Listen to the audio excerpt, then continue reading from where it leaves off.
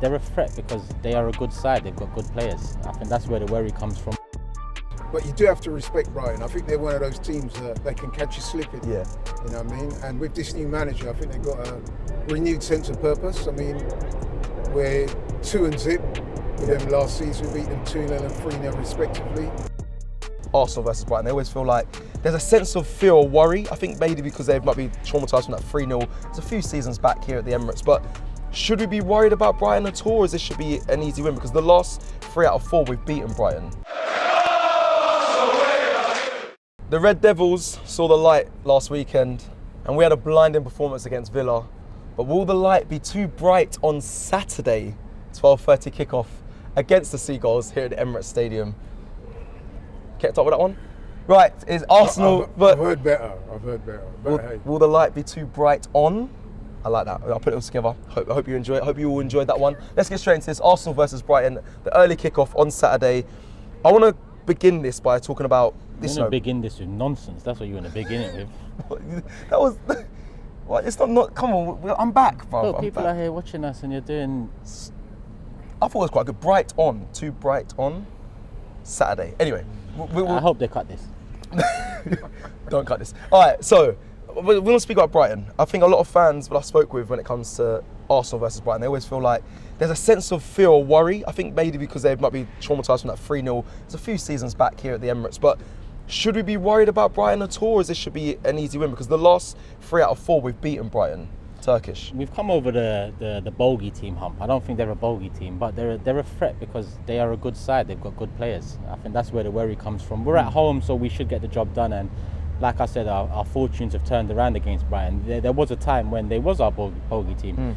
It seemed like we came up against them 2-3 times, going up in a top 4 race and so on. Even at the end of that 22-23 season where we collapsed, I think they beat us here. Yes, if I'm not mistaken. that was it. What was that, 3-0? 3-0, that's what I mentioned. That's one to forget. So Brighton are a good side. I know that there's been chop and change with managers over the last 2-3 years as well, from Potter, De Zerbi, and now they've got the youngest manager in the league. But they started the season well.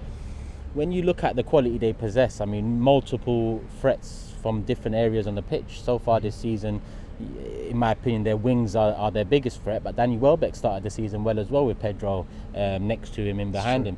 So Brighton are a good side. Their manager started well. Listen, over the years, Brighton, especially for like the mid-table clubs and the clubs that are looking to break into Europe, they've been somewhat a role model on how to go about business. A lot of teams have looked at Brighton and wondered how they continue to do it, because they're continuing to do what they've done. They've sold big players in the last few years, but this season, Adingra, he started the season very well. Minter as well, he started the season very well, Gambian winger. So they've got 2 young African wingers there that have started the season very well. And obviously they have Enciso there, who's young. They've got a good, Pedro's young. They've got a good young core. And then they've got the experienced Welbeck. They've got the experienced Milner in midfield next to Gilmour last week. But, they've got a perfect blend of experience and young talent, hungry, wanting to kick on and succeed. I mean, Mitoma as well is another player that has caused noise over the last couple of years, and he's also started the season with a goal. Yeah, good player, so a few Brighton players have started this is why there is a worry, but for where we're at and the way we play and the way we dominate and suffocate teams and really take control of games, I'd expect the win. Yeah, one of our teams could be losing a 100% record so far the start of the season. Brighton both 2 wins, and Arsenal as well 2 wins. Again, I want to ask you the same question, because when I listened to Hudson in the press conference before this game, he's saying we're coming here to win. We respect Arsenal, but of course he's saying we're coming here to win regardless. Are you worried about this game coming up? Is it a game that it's a must-win, Laurie? I wouldn't say I'm overly worried, but you do have to respect Brighton. I think they're one of those teams that they can catch you slipping. Yeah. You know what I mean? And with this new manager, I think they've got a renewed sense of purpose. I mean, we're 2-0 with them last season. We beat them 2-0 and 3-0 respectively. Havertz enjoyed himself last season against Brighton. I'm sure he'll be looking to do that this weekend. So, yeah, I would agree with Turkish. I wouldn't necessarily call them a bogey team, because we've done pretty well against them. Like I said, last season we beat them home and away, didn't concede. However, like Turkish said, they have some very good players, and of course they've got a new manager, and he likes to play aggressive, dynamic, pressing football. Well. Yeah. And he's got the right kind of attitude. He's saying, listen, man, we respect you, but we're coming here to win. And I like that. I think that's good. He was very, very adamant that was the message. Turkish, the next games after this, should we not be looking past Brighton? Because realistically, two wins already for Arsenal. I think it's a very good start. I don't want to disrespect Brighton as well, because they're a good side. Like, I think you make a great point. They can catch you slipping, Brighton, if you're not up to your normal standard. But the games following it, it's the City away, it's the Spurs away. It's important. You must say that we must win this game. Is it a disappointment for you, even if we draw it, the game against Brighton? Yeah, 100%. And it's not disrespect to look ahead. Every team does it.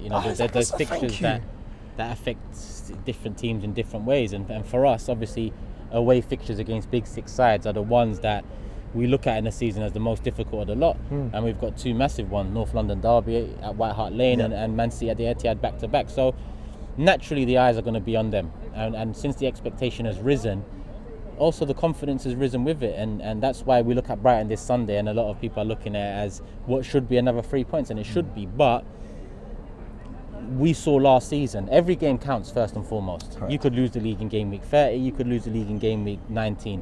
When you're competing with Man City, the amount of points, the difference, the strength they show towards the end of the season. So Brighton should be a win, but at the same time, last season Fulham should have been a win, West Ham should have been a win, Villa home and away should have been wins. So you can't overlook, it's no disrespect, Brighton are a very, very good side, admirable side as well. So they can cause an upset. They've done so in the past, not only with us, but other big six sides as well. So we've got to be on our toes. But it's natural to look at the Tottenham and City game and expect to go into that now with 9 points. Aston Villa away was the one in the first three. A lot of us looked at and said, all right, this could be the one facts. where, all right, you'll take a point, a lot of people said. 7 out of 9. But the reality is we didn't. We went there, one clean sheet. And I expect the same here against Brighton, going into that massive international break. I say massive because it's the preparation for two massive games that could go a long way in deciding the season at the end of it. Poor from me. I should have known that. Of course, after this is an international break, so that kind of builds this game a bit more. And I think you're right. I think the result against Villa, I think some people would have said a draw. If we lost, I'd have been infuriated. But then it's Aston Villa away. It's a tough fixture. They've done double us last season, but because we've won with 2 clear goals as well, a bit more expectation on Arsenal to win this game against Brighton. You laughed when he said about Man City and Spurs, but is it not right to look ahead, or is it natural? See, this is where you guys lose me. I will never be. But is it partly natural though?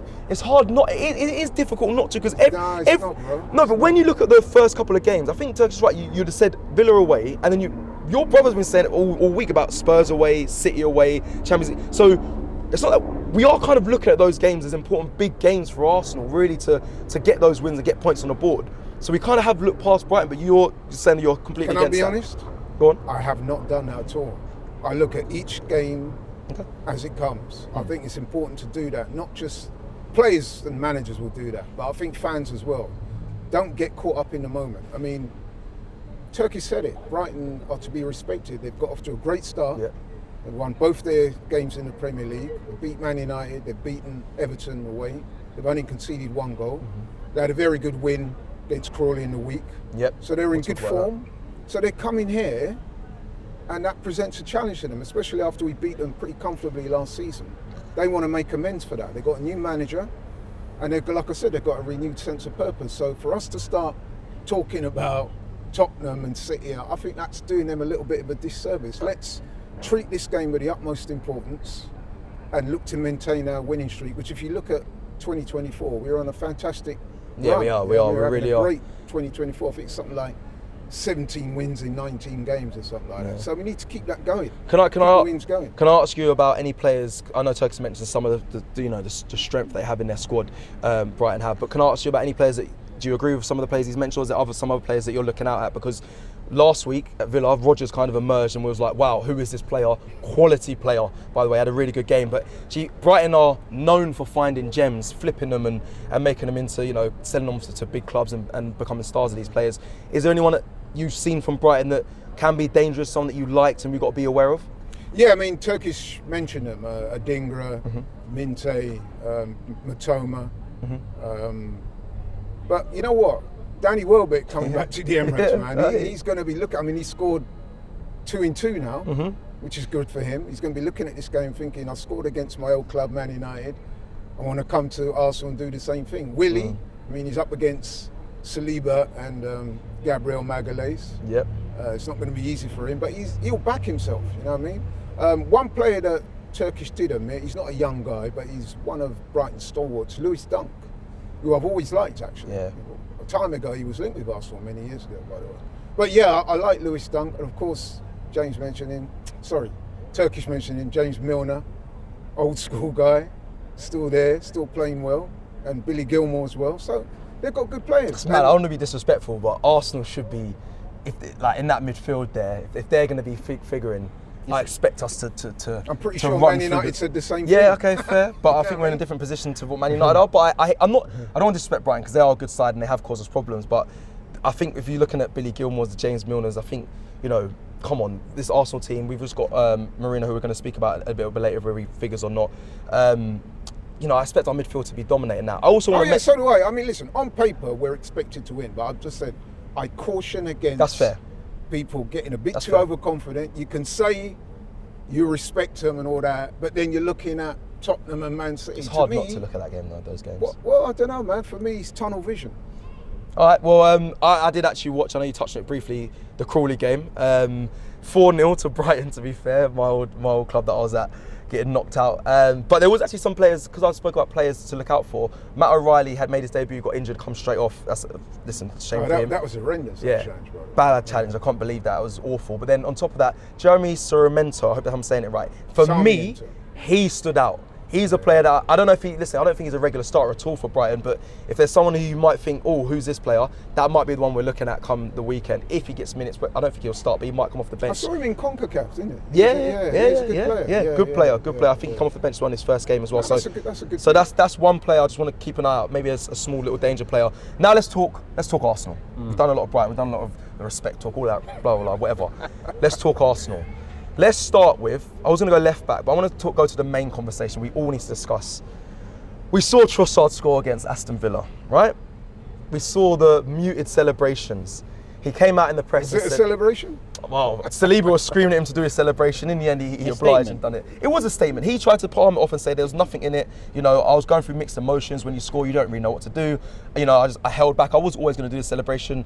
That's what he was saying in the press this week. However, I feel like we can all see it's a bit of BS. I don't want to be too rude about it, but it seems like he was a bit frustrated that he didn't start. This is my take on it. I've been in that position as well. The way he was being lifted. The reason these players have to do this whole PR thing is because of how soft the world is. If Trossard came out and said, I should be starting, people would be like, how can he say that? Isn't he worried about how Martinelli's going to feel and all of this stuff? But the reality is that's what it was, and his reasoning behind it is because the world is soft. There's no problem with betting on yourself, banking on yourself. Facts. That it's up to Martinelli to do the same. So this whole conversation about it don't make sense. Martinelli hasn't started the season great. Trossard comes off the bench, and he was the difference for us in terms of the 3 points. Yep. Raya made sure he was in that position, but he was the difference. He starts the game. The celebration was obviously a statement. Arteta's someone that he's quite real majority of the time with what he says. And he said, Trossard wants to be starting. Yeah, he didn't go around the PR method and said, he was mixed emotions. And no, but people have to do that because the world is soft. How's Martinelli going to feel about him saying he should start? Who cares? Martinelli should feel the same and want to do the same if he's in the same position as Trossard has been. Come off the bench, get a goal, make a statement and start games. That's competition. That's at the highest end of any business, especially sport. Competition breeds success. How does Mikel respond to that though, Turkish? Would he have minded if Trossard did say, I want to be starting. I mean, I come on and prove why I should be. I think Mikel would he then think, okay, you're still not going to start, I'm going to drop you, or do you think he responded to what Trossard said and say, do you know what, fair enough, he does deserve a start, he's proven it, this muted celebration, all that grants him the right to start, or do you think this PR thing was the right way to go about it? What grants him the right to start is he came off the bench and made a big difference in a position that we haven't got much out of in the first 180 minutes or however long Martinelli's been on the pitch. And this is coming from someone who gave Martinelli his player of the season 2 years ago. I love Martinelli, but he does need to show up. He does need to return to that 22-23 form. And maybe a seat on the bench might do that. Maybe not. Yeah, but at the end of the day, all I know is Trossard deserves to start the next game. It's his old club. He comes on, makes a difference in the last game, and I don't even think it's a question. Like, you know, I don't think any position's a question on that pitch this weekend. But we'll talk about the others. You know what? I'm going to use a phrase that my boy Kaz likes to use, and he's fond of the phrase "less is more." And you know what? I love the celebration, or lack thereof, however you want to put it, because to me, he said everything without saying anything. You know what I mean? There was no wild histrionics. I mean, before we've seen Premier League players rip off their shirt, act angry, pushing other players away. Remember Ketzbayer many years ago, probably before your time, Cecil, kicking the advertising hoardings. With Trossard, he just walked towards the fans and did that kind of look on his face. We all knew what he meant. He didn't need to say anything. And he didn't need to really explain himself in the post-match interviews. We all know what that muted celebration meant. And listen, I don't think it was no shade on Martinelli. And like Turkish said, we're all big boys around here. Martinelli knows what time it is. He's under serious threat for his place in the team. And so it should be. When you've got a team like Arsenal fighting on all fronts for major runners, you want competitive, competition for the places. So listen, man, it's all good. Guaranteed. I loved it. Guaranteed for him to start for you. Well, here's the thing. I'm not so sure we know our manager's quite a stubborn guy. So it wouldn't surprise me if Martinelli starts against Brighton. I mean, we've already said when we've done these previews recently that the one thing that Martinelli does have with Trossard is his explosive pace, which we don't have a lot of pace in the team. True. So, and Martinelli provides that. So that could be one area that the manager might be looking, saying we can exploit Brighton at the back, especially with guys like Lewis Dunk, who I mentioned earlier, but he's getting on a bit, Milner and people like that. That pace on the counter could be vital. So it wouldn't surprise me if Martinelli started this weekend. But you think Trossard deserves to start, though? I think Trossard does deserve to start. I think I've said it, and I think we all agree that Trossard is the best finisher at the club. But I can also see where the manager might stick with Martinelli for this game. Yeah, Martinelli can also be effective off the bench. I don't know how he would react to being benched again. I think that's why Arteta's kind of kept him in. I think he responds to starting, but we haven't seen that in the past 2 games. So the only acceptable reaction is to fight back. That's the only acceptable reaction. Yeah, that's it. Yeah, you can't sulk. You can't do anything. You have to prove. That's it. Yeah, we're back at the expectation being Premier League titles. 21, 22-year-old sulking doesn't get you that. So And listen, they can both play. I mean, as we've said many, many times before, football in the Premier League is a squad game. Yeah, a lot of games. A lot of substitutions come on and change the course of the game. That's what they're there for, to impact the game. So Trossard, if he does start on the bench this Saturday, I don't think he'll throw his toys out the pram. I think he will understand what the manager's trying to do. He'll accept it and think, listen, man, I'm knocking on the door for a start. I think he'll be frustrated. I think he against his will old be, club, I don't think he'll throw his toys out the pram. I don't think he'll. No, we won't see any other players do that. But I think he'll be even more annoyed than what if he comes on and scores. I don't know. Huh? So? Yeah, I mean, no, I wouldn't want to see that. I think. Isn't everyone on the bench annoyed? Isn't his boy Eddie annoyed at the amount of time he's been on the bench? So what?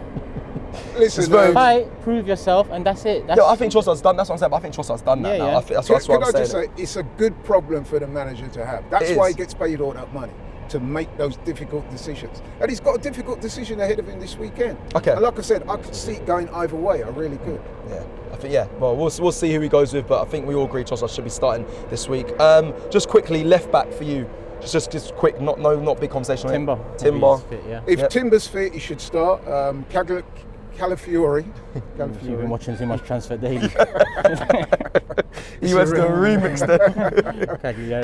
It's a family thing, man. We're not good at pronouncing names.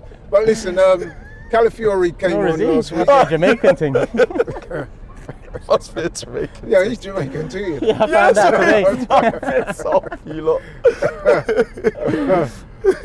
Where was I? Anyway, Calafiori. Yes. Yeah, Calafiori. Right, yeah, so we saw him come on last week.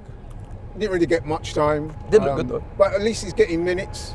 So week on week, he's adjusting, he's getting fitter, getting more ready to the tune of things. So, but for this particular game, if Timber's fit, Timber should start. Okay, so we all agree. Timber start left back. Okay, last conversation around players in the start 11. Marino's arrived. Mikel. Anyone expect or want to see him listen, I don't expect him to start, but anyone expect him to get any minutes at all come before the international break? No, not at all. Probably not. I mean, if we were winning 3-0, then he might give the fans a treat and say bring him on with about 10 minutes to go, because a lot of fans, all of us, we're all excited to see Mikel Merino, M&M as I call him.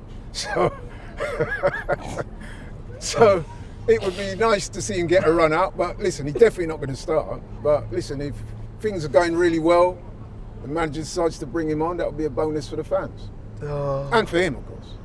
Yes, you're right. I thought it was a mocking Eminem then, but you weren't. This is your name I'm calling him. But anyway, yeah, so you don't expect any minutes, don't expect any minutes. The only reason why I ask it and question it is because, I mean, international breaks, we won't see him obviously play for Arsenal for a while, then we come back and we've got a really tough run. So when do you integrate him in? Is it just wait your turn, or is it maybe some minutes, a small little few minutes off the bench? I do expect this weekend we're at home, introduce him to the home crowd. Obviously, a lot of people, like you said, if it's only 3-0, but I think if the scores, unless we're losing, I don't really see there shouldn't be an issue to bring him on for a few minutes just to get his few touches on the ball, the home appearance, debut. We're winning comfortably, calm. That's it. But if that's the only way you see him making any minutes. Okay. Yeah, listen, man, you can't afford to play around with these fixtures. Actually, to be honest, if we're struggling for a goal as well, we've left ourselves short. So we might see him actually. Yeah, I think if we it's will. 0-0, if it's 1-1, and we need some more creativity from the midfield, because that is something that we was lacking against Villa. I'll be honest, we wasn't creating chances until Trossard really came on. We might see Merino come on because that's something that he's good at. So yeah, and I just think in the midfield as well. Sometimes Thomas Partey, granted against Villa, he wasn't doing this, but towards that first game, his legs went a little bit towards the end of the game. I think it only makes sense we might see him for the final quarter maybe of the game come Saturday. But hopefully that's me hoping. I'd like to see him. Right, score predictions. Let's start with, go on Turkish, big game Saturday, early kickoff, Arsenal vs Brighton. What's your score prediction? 3-1. Confident Turkish. I like confident Turkish. Well, I like it. Expect? I like when he does this. 3-1. 3-1, yeah. All right, what about you? No disrespect though, Laurie. You should have given the Spurs and It's a nice 3-1. Yeah, I'm surprised you haven't given your prediction for Spurs and Man City. Go on. No, I agree with Turkish. I'm going to go for a win. Maybe not as comprehensive as Turkish puts it, but I'll go 2-1. We haven't conceded yet this season, but Brighton are looking sharp. They look, like I said, they're an aggressive team. They play with that high press. They look to win the ball back up the top and transition quickly. So they could provide us with a few dangerous moments. It's 2-1 to us. Annoying. I want it to be different, but I'm gonna agree with you. 2-1. But I actually think it's a comfortable 2-1 for Arsenal. I think we actually go 2-0 up and have that for the majority of the game, and they nick one back to make it 2-1. So yeah, 2-1 as well. I agree with that. Personally, I don't mind us being tested, man. I mean, it's the nature of the beast. It's the Premier League. That's what happens week in, week out. So I want to see a good game. I mean, don't get me wrong, I want to see Arsenal win, and if we win 3-4-0, all good. But if Brighton turn up and, give us a good argument, I've got no problems with that whatsoever. Well, of course. I mean, the first couple of games and the first couple of games that we have are very tough fixtures. And by the time this is out and you're watching this, you'll know who we got in the Champions League as well. So there's a lot of tough running games, a lot of tests for Arsenal. Let's hope we overcome them. Let us know your thoughts in the comments below ahead of this game. Come Saturday, 12:30 kickoff. Let me know what you think, your score predictions, if you agree with us. And like the video if you like the video, and we'll see you again very soon. Take care.